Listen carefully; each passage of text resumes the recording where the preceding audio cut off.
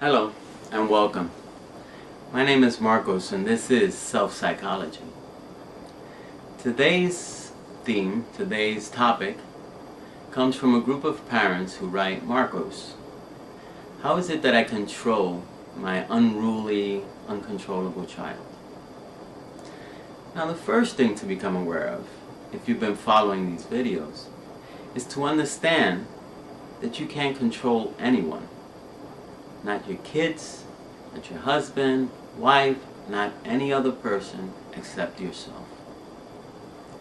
Let's start with that, because that's going to be the foundation for how you work with children who are a little difficult. I'm going to briefly kind of summarize what is it that I'm going to talk about in this video, so you can follow a little bit easier. Now, basically, when children are born and they grow up, as parents, caregivers, we need to provide them with some basic needs. By providing them with basic needs, they grow up healthier and they have a better chance at being happy and controlled. Now, it takes work to raise them in this way. A little work now saves a lot of frustration in the future.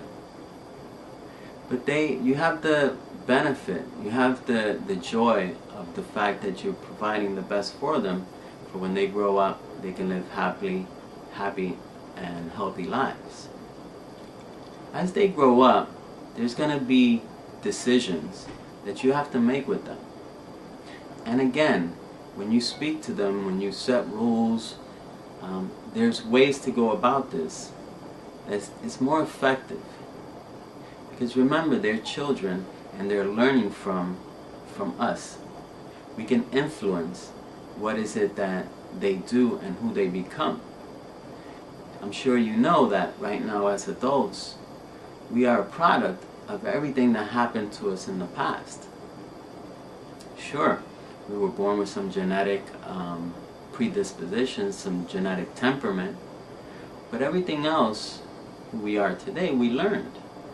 A lot of it we learned from our parents, our caregivers, and some we learned from our peers. If we set this up and we speak to our kids in a way, and again, we work hard now to reduce the frustration in the future, then they have a better chance at behaving themselves throughout their life. Now, whether they behave themselves or not, it's not the point here. The point is for you to minimize your frustration, your anger, based on what they do or what they don't do. Because like anything else, if you're angry, you're fighting, you're stressed, the message doesn't come across as effective as it can. If you minimize your angry feelings to, let's just say, disappointment or just a low-level anger, anxiety, then your message will come across a lot clearer to them of what you expect of them. And if you keep repeating this, then they will learn from you, and they will grow, and you have a better chance at influencing, not controlling, at influencing their behavior. Understand? Now, let's start at the beginning. Children, again, as I mentioned, are born with a temperament. Some children are born happy, smiley, giggly. Others are born fussy, angry, and crying. That's just who they are. Now, they're born with a mind that's fresh, a mind that's clear. And they look for us to give them instruction on how they can be most effective, most productive in this world. They don't know better. It's sort of like a child that wears diapers. Child, unless he's trained to potty, he can or she can continue on that way for the rest of their lives. But as parents, we go through the frustration of teaching them how to potty train now, so then it'll be easier for us. We don't have to deal with diapers, cleaning, etc. And it'll be better for them, their independence. So, as I was saying, we teach them, we influence them, so that they can grow up to be healthier. And again, as I mentioned, we know that we are a product of things that happened to us when we were young. So this is how we want to be with our kids, the kind of instruction we want to give them. Very importantly, in order to set a good foundation for them, there's some basic needs that we need to provide for our kids, again, so they can grow up healthy and happy. And the theme of this is, if they are growing up healthy and happy, they will be better influenced to behave in a way where we want them to, where we prefer them to, where it's more social and best for them. So I'm going to list the basic needs. Actually, I'm going to suggest that you turn off the tape now or stop it and write down, what do you think the 5 basic needs that children have? And then compare them to what it is that I'm going to tell you. The first one is safety. A child needs to feel like they are safe. Nothing's going to happen to them. Very important. Number 2, the child needs to feel that there's a stable base, that there's predictability in the person's life, which means that things aren't going to change up on them too quickly, and they're going to have to be on alert, anxious to adapt to those changes. So they need to feel that when they call mommy and daddy is going to show up. They need to feel that stable base, predictability. They need to receive love, nurturing, and attention. I don't need to explain that further, but those are basic needs. Love, nurturing, and attention. Fourth, they need to feel accepted. They need to feel accepted for who they are. This is as they get older. It's who they are, and they need to be praised. It's very important for us to be praised as well as adults. So you can imagine how important it is for children to feel accepted for who they are and praised for the wonderful things they do. They need to feel that we are empathizing with them. So for example, if a teenage daughter is feeling sad because someone teased her at school or something, they need to feel that we empathize with them, that we feel bad because they feel bad. And if they feel that, again, it provides for a stable base and predictability.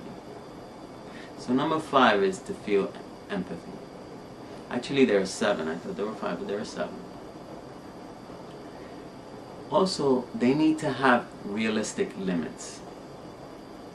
There are rules, and rules are healthy for children so that their mind is not going to be chaotic and feel that they can do whatever it is they want to do, because that's unhealthy for them. They need to feel there are rules and things that they need to follow, which makes their life easier for them. So number 6 is realistic limits. And number 7 is validation. They need to feel that their needs and their feelings are being validated.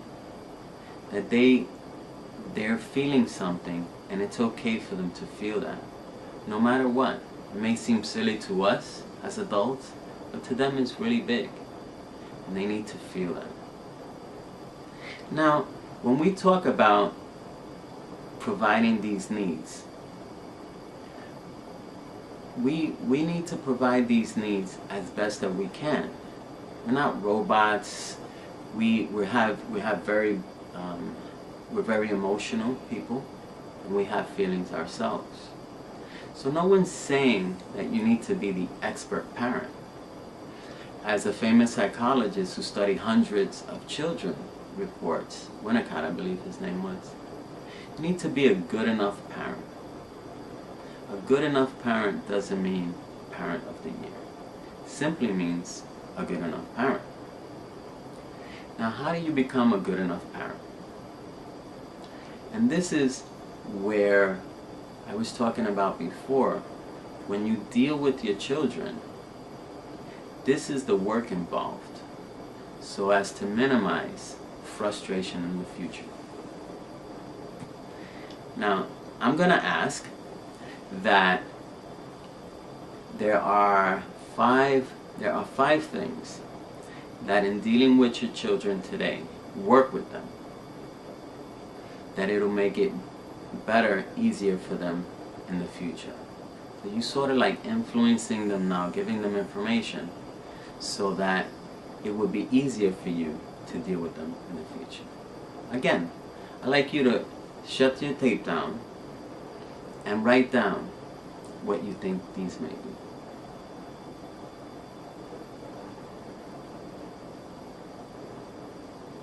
Well, the first one is to be clear. To be clear on what you expect. What are the goals? Clear on what are the goals. You need to provide feedback. Feedback to your children on things they are doing. Again, very important to be unambiguous. Just to be clear when you talk to your children about what is it that you expect, the goals. Provide feedback. Very important. The second thing is to show them that you're genuinely interested in what they're doing today. As I mentioned before, not talk about getting into a good college, living a productive life, getting a great job, if they do this, that, or the other thing. Children are more interested in what's going on in the here and now. So it's very important for us to be there for them in what's going on here and now for them. What are their experiences? What are their feelings about what's happening today? We know that if we provide a healthy and stable relationship and life for them today, they will be productive, get into good colleges, etc., etc. But more importantly, what is it that's going on in their lives today? Number 3, show them that they always have choices for their decisions. They always have choices. Even if it's to disregard or break one of the rules, one of your rules, one of the family rules. They have that choice. Also teach them the consequences of that choice, of that decision. That's very healthy, because the fact is that they do have choices. They do have decisions, and they can break your rules. So don't hide it from them. They know. So show them that they do have a decision, but very importantly, there's consequences to them. So that they can grow up knowing that there are consequences for the things they do. Very important. 4, show them that you're committed to them. Show them that you'll be there. Again, predictability. Show them you'll be there for them no matter what they choose, no matter what they do, whether they break your rules or not. Once they feel that you are there, then it'll make it easier for them to continue to follow the rules and make decisions that are good for them, where the consequences are positive and not negative. And finally, challenge your kids regularly. Just like us, the way we grow is to be challenged. At our jobs, at school, whatever we do, if we're challenged, our brains grow. and it keeps us out of trouble. With your children, it's the same thing.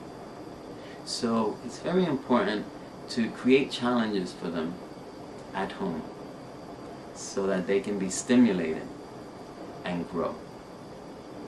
So how close were you to these 5?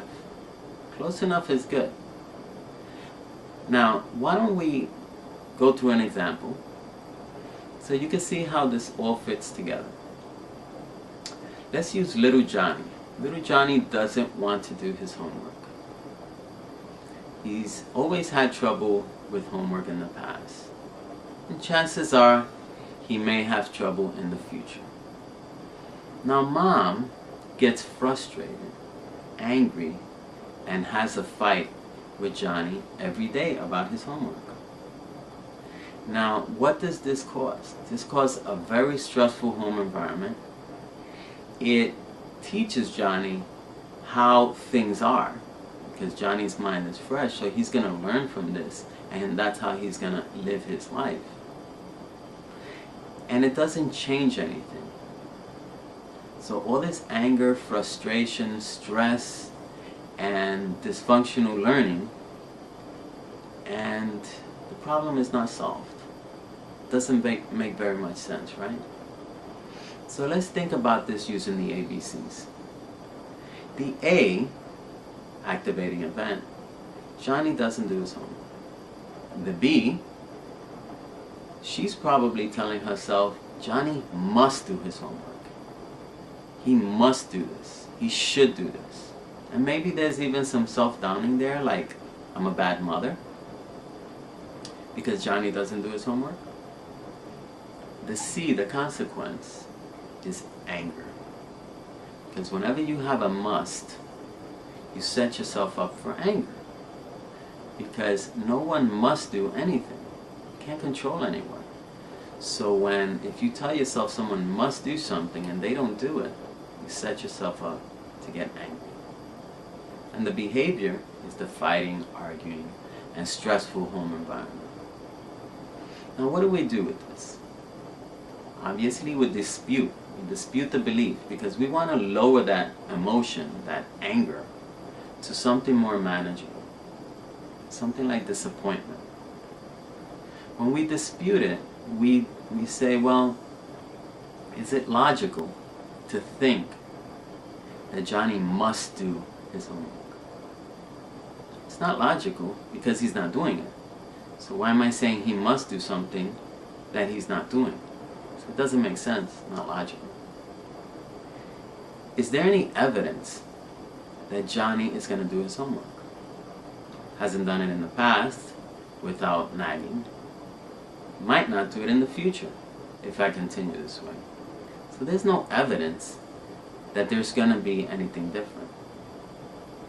It's more healthy to have an E, to believe in an E, effective new philosophy, a rational statement, a coping statement, something you could tell yourself when you get into this situation. In this case, it could be something like, I'm going to accept Johnny unconditionally the way he is, whether he does his homework or not. Do you think that if you say that to yourself, you'll be in a better position to deal with the situation? I think so. Because if you accept him and expect that he's not going to do his homework, then you won't get so angry. You may get disappointed. You may not get angry. And when you don't get angry, then you can communicate. You can tell him what is it that you expect of him. And you could do the 5 things I said before. Be clear with him. Provide him with that stable base. Let him know that you're always going to be there. That he has decisions that he can choose. And there are consequences to those decisions. Now, you tell me, you think Johnny has a better chance at doing his homework and taking care of responsibilities as he grow up and doesn't have you there, if you lower your anger feeling to disappointment and are able to communicate and not nag with Johnny? That's right. be in a better position. And very importantly, your frustration level will go down. Now, if you provide this for Johnny now, just as what I said in the beginning, providing a stable environment, working hard in the beginning so that your frustration will be less in the future. And in the future, chances are that Johnny will make better decisions and you'll be frustrated less. Understand? Great. You live healthy and you live happy. And I'll see you here next week.